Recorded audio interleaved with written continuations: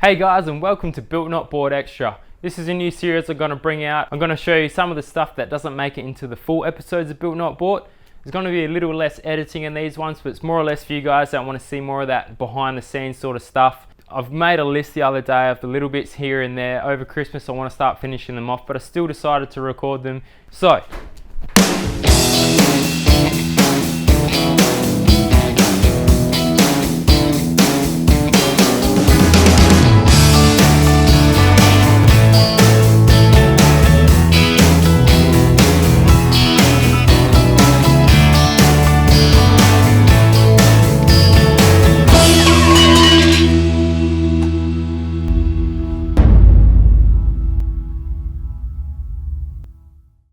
here is my list I've begun. It's going to keep growing as we go through, but I want to start punching some of these out. So, well, the diff for limiting straps, I can't do that yet.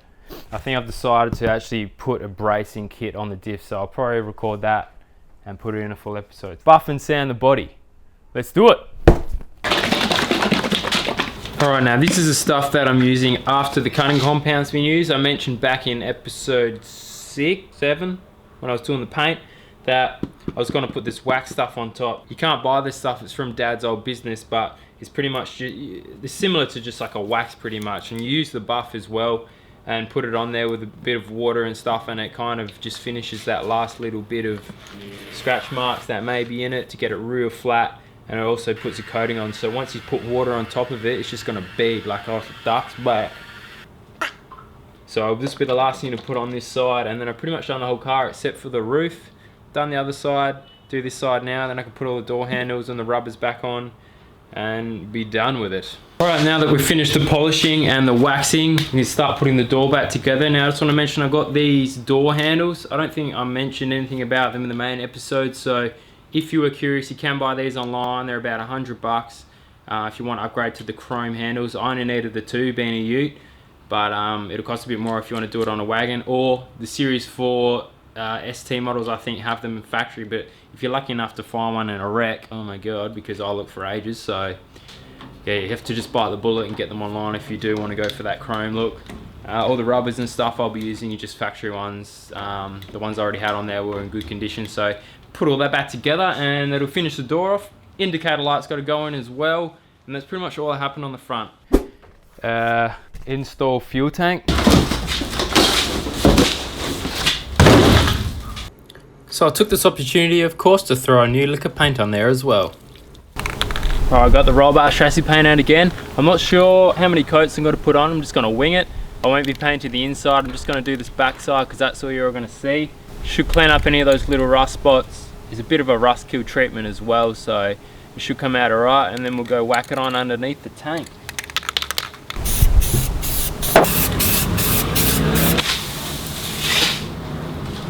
The tank only really came out just to get a lot of access for cleaning up the chassis and putting the suspension in, but once it's in there, because it's ute, I get a lot of easy access into the top sender, which is only the main thing that needs to be changed when doing the LS conversion. There we are, tank's in. Got the bash plate on as well. Now it's all ready for when we want to change the sender out for the LS. On to the next task. Next, have a beer of, move that down here. Beer happens afterwards. Alright. Finished battery box. That shouldn't be on there because that's going in the main episode anyway, so by the time you're watching this, it's already would have been finished. Next, paint under gearbox. Alright, I ran out of this stuff, and I've had so many guys ask about this paint. So it's a Rust-Oleum roll bar chassis paint. Go check it out because it dries really flat. Look, I can't tell you how long it lasts because it's just been sitting in the shed. It doesn't come off. Look, okay, I got to go for a 4B first, and then I'll tell you if it comes off. So everyone go buy it, put it on your car, and if it's shit, I'm sorry. Next is the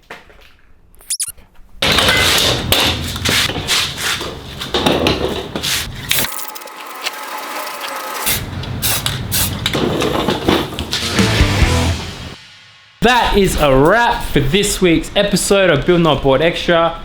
They're a little bit shorter than the main episodes, but I hope you guys get a few different ideas out of it, and hopefully it helps you along the way. Until the next episode of Built Not Bought Extra, guys, take it easy. Peace!